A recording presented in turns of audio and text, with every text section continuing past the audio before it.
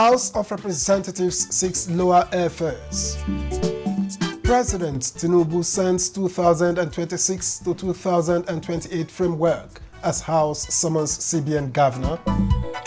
And House meets finance and budget ministers behind closed doors.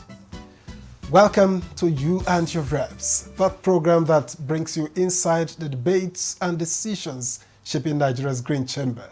I'm Victor Azu. Let's begin.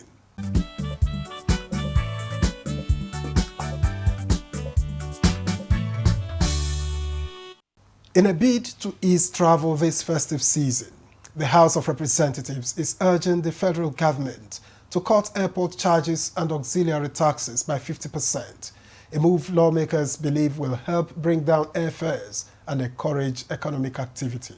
The move by lawmakers to push for affordable air travel for citizens is seen as a timely intervention, as many Nigerians typically travel to their hometowns and tourist destinations, often at great expense. By advocating reduced airport charges, lawmakers hope to make air travel more affordable and accessible to a larger segment of the population. The unprecedented rise in air travel costs poses a direct threat to security, to life, to tradition that unite our society during this cherished festive moment. What the airlines operators in Nigeria have done in the past 12 hours is completely uncalled for. Airline operators should be called to order. Landing cost has been increased, parking has been increased, even staying on the air, because we don't have a full total radar coverage. Aside that, you are aware that the pressure on the airlines is because the roads are not safe. Urge the federal government to reduce the airport and other auxiliary charges by 50%. A bill to amend the Central Bank Act scaled second reading, with key reforms proposed to enhance checks and balances in the leadership and fiscal operations of the Apex Bank. To separate the role of governor and the board of director chairman to avoid concentration of powers. I am particularly encouraged that this bill should be passed with the speed of the light because of this very point, that for any process or for any government to undertake any policy of redesign of Naira or change of Naira denomination, it has to have the backing of the institution of the legislature. Another bill to establish the Armed Forces Medical College FCT also scaled second reading. To provide for the training of medical and allied health professionals for the Armed Forces of Nigeria and other services, to promote research and innovation in military and paramilitary medicine, and for related matters 2025 to be read a second time. Meanwhile, the House of Representatives Ad Hoc Committee investigating unauthorized bank deductions from accounts of public servants has asked CEOs of the affected commercial banks to appear before the panel with requested documents or face sanctions. Deducting money from civil servants without using it to do whatever you have claimed to do for them must stop. And those that are found guilty, we will recommend for their prosecution. The committee expressed determination to uncover discrepancies and ensure that banks are held accountable for their actions.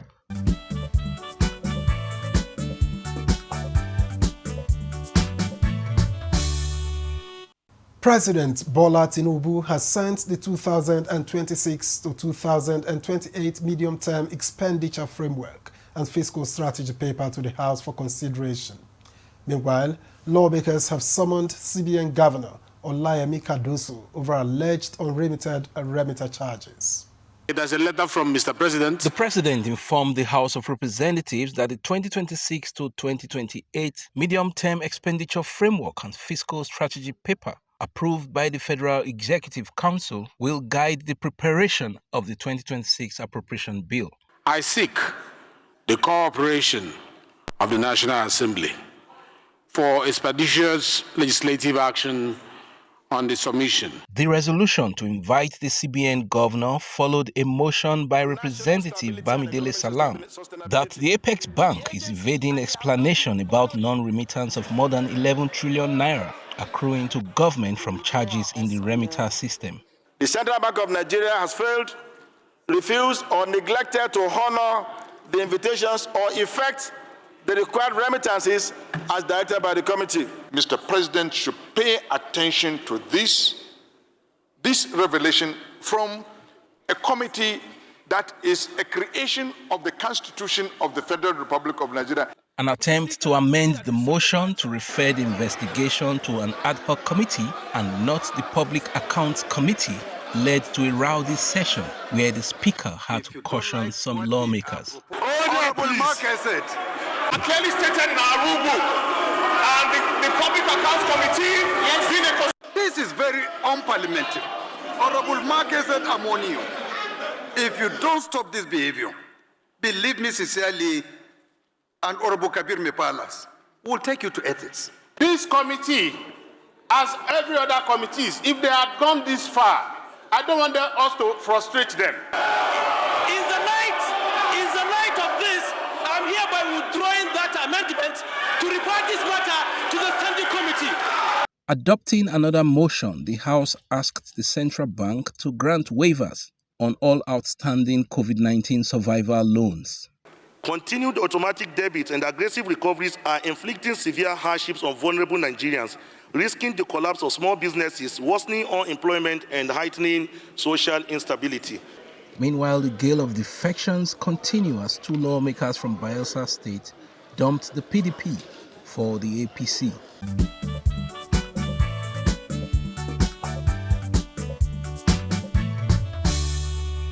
Meanwhile, a motion by Representative Omosede Igbinedion is pushing back strongly against the proposed Toru-be state.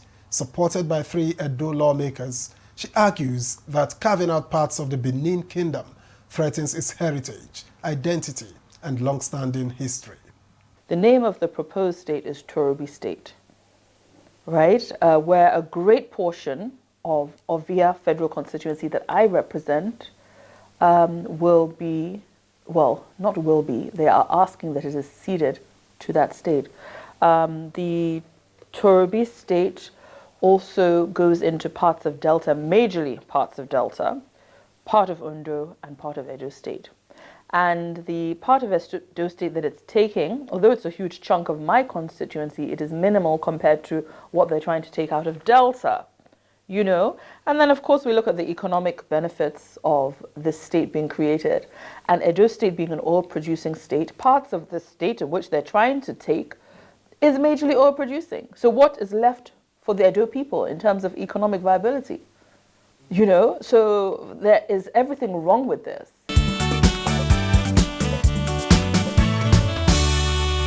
The Benin Kingdom is one of Nigeria's most prominent kingdoms.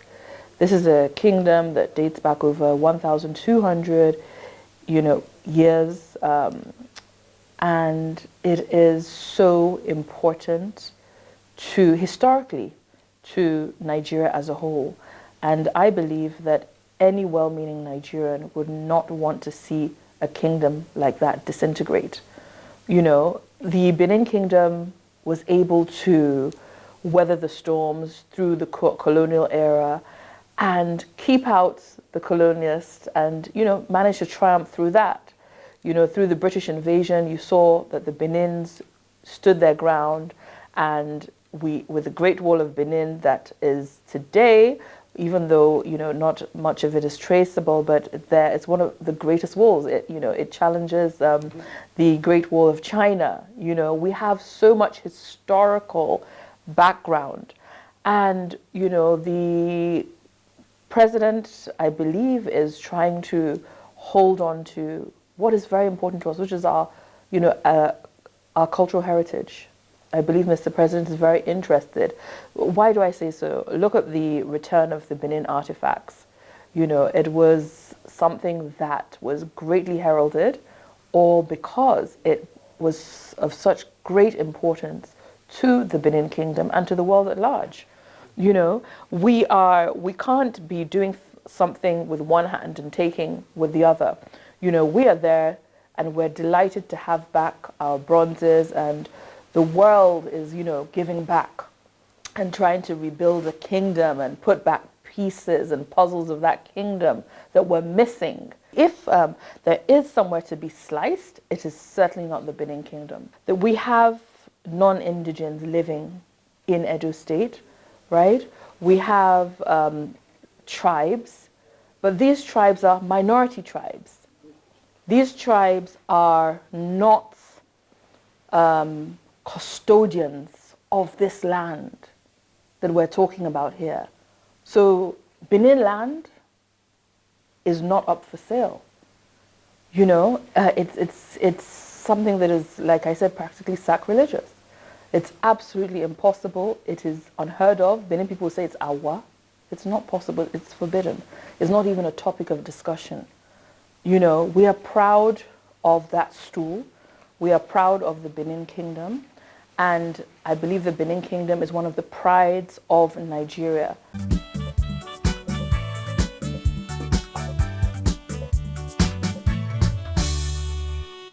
In the week under review, the House also met behind closed doors with the Ministers of Finance and Budget.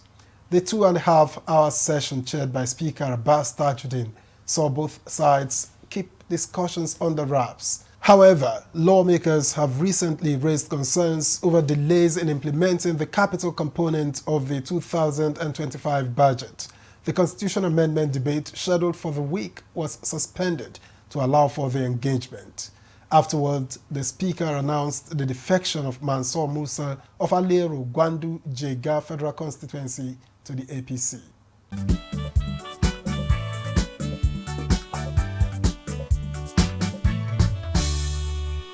Elsewhere, the House has ordered an investigation into their alleged shooting of unarmed protesting women by soldiers in Lamode, Adamawa State.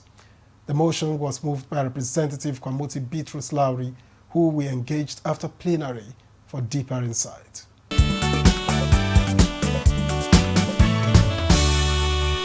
The women simply came out to show their displeasure on the lukewarm and lackadaisical attitude of the security forces in responding to security issues. There was a communal clash on which some of the dwellings, villages were overrun by another community, the Chobo. And of course, nothing was done. A lot of people were killed. And these same people again attacked them. And one person was killed.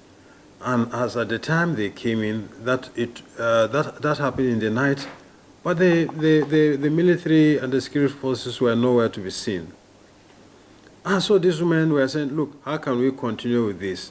So they came out to protest to show their displeasure about the happenings. The military came quite okay and proceeded. So the women were still there. So when they are coming back, because they were escorting their commander, you know, so they just stopped, and then one of the military men just jumped down, kneeled down, and just opened fire on these defenseless women. None of these women is carrying anything, no stick, no stone, no even leaves. They were just there, opened fire on them. And scores of them were killed. Even as we are speaking now, some of them have life-threatening injuries. As of today, we have a count of 11 women killed, including children, because there is a 12-year-old and there is a 9-year-old involved in this. So how can military people trained with taxpayer money don't know the etiquette of their job to open fire on women?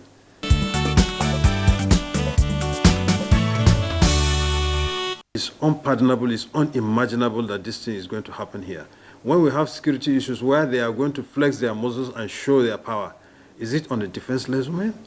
Why in the rule of engagement can you just open fire on the defenseless? Not even women, any other person that is not armed or not attacking you. Really, this is uncalled for, and we are calling on full investigation. We are not going to allow this. We must insist that the right thing is done. And we are not. This is not the first time this kind of scenario is happening in our place. It has happened before, but believe you me, this time around we are not going to take it lying low. We must ensure that justice is done in respect of this matter, and these lives are not lost in vain.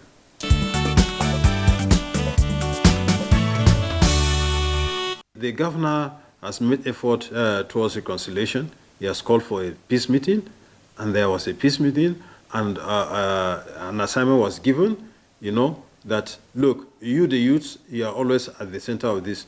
Go and meet at a neutral venue. Meet, and then come back and report to the paramount ruler. And this was done 3 days after, this attack happened. They came in, in the night, they attacked, and surprisingly, no any security presence during that attack in the night until the following day in the afternoon. So how can people not come out and complain on not quick response of a situation of this magnitude? Women are saying, look, we are tired of our men and children, our husbands, just being killed and nothing is being done. And then this is the way the military is going to respond? No. It's uncalled for. We can't take it.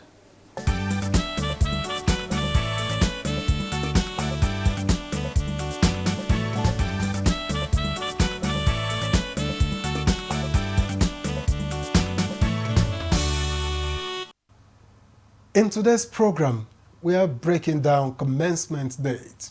It is one of those rarely used or required terms in a legislature. And why is it so? Chairman of the House Committee on Rules and Business, Francis Waive, will do the honors.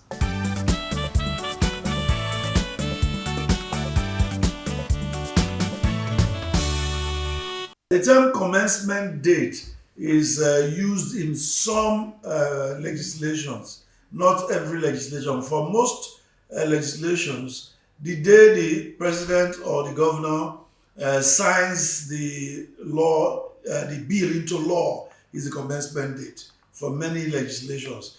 But for a few, a date is usually fixed ahead so that the system gets ready for the law to begin to take effect. So the day it begins to take effect, that becomes the commencement date. Take the recent tax bills that were signed into law by Mr. President. It states a commencement date because there's a need for the process to be streamlined, prepared for it to take off. And for the tax bills is the 1st of January 2026. Otherwise, the day the president signs the law is the day it commences. The Appropriation Act, for instance, the president might sign it on the 30th of December or on the 1st of December, but if the financial year begins the 1st of January, commencement date is the 1st of January. But those legislations that specifies the date of commencement is what we refer to when we start saying commencement date in any piece of legislation.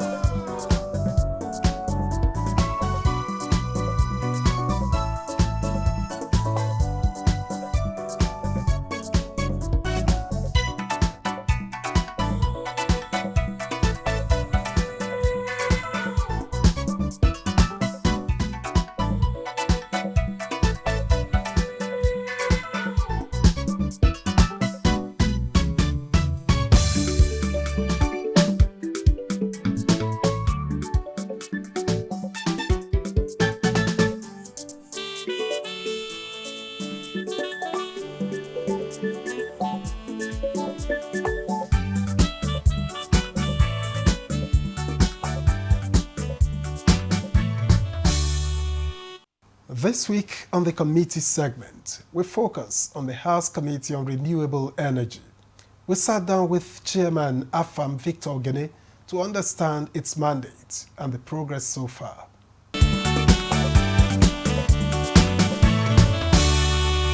Because it's new, our job is to set the templates.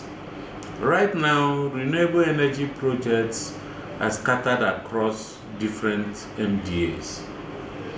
And so, while we have the oversight mechanism of all of these projects and policies, there are also specific committees that oversight some of these agencies. I give you a practical example.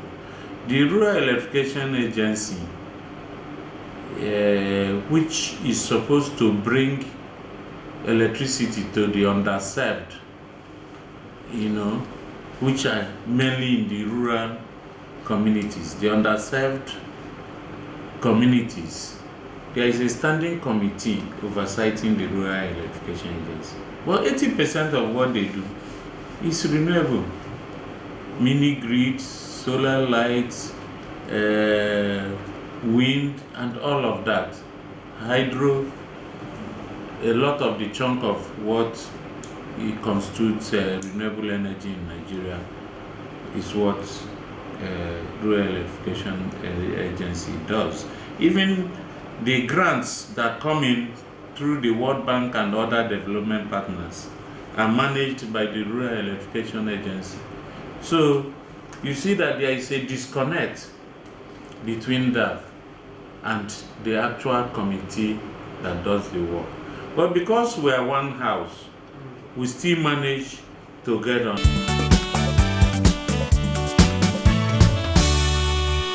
We are not just interested in only the oversight functions. Part of our duties is also to bring up policies and laws that will make it profitable for people to invest in the sector.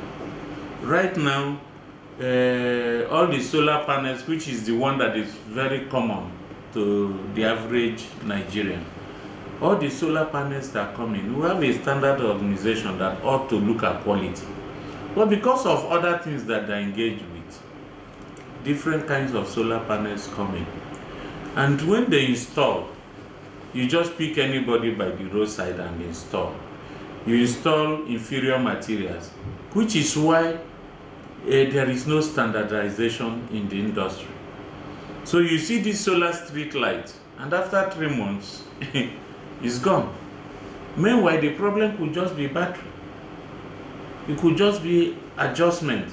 It could just be debt has covered, certain components.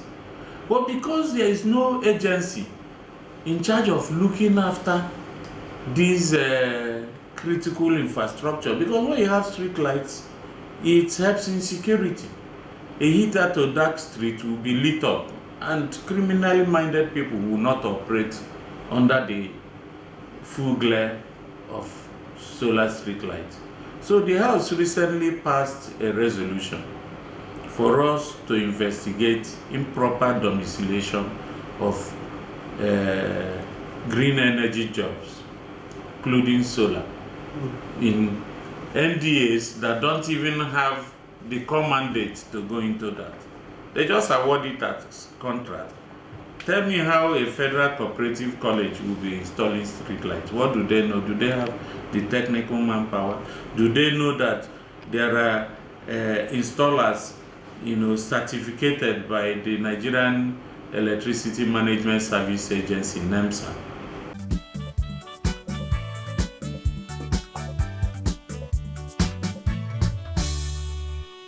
And that's where we leave you on You and Your Reps this week. Thank you for staying with us. I am Victor Azo. I'll see you next time.